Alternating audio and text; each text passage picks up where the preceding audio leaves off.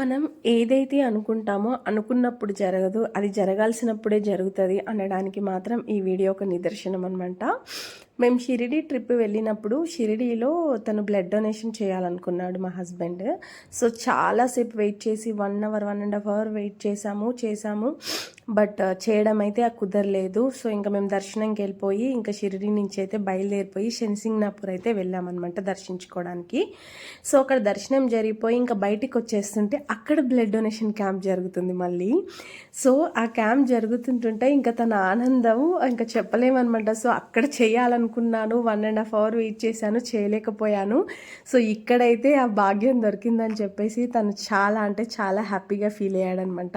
So ఇది అందుకే మనం ఏదైనా కానీ జరగాలి అనుకున్నప్పుడు జరగదు, అది జరగాల్సినప్పుడే జరుగుతుంది అనడానికి ఇది ఒక పెద్ద ఎగ్జాంపుల్ అనమాట. సో ఇది బ్లడ్ డొనేషన్లోనే కాదు, మన లైఫ్లో కూడా వర్తిస్తుంది అనమాట. Bye guys, love you.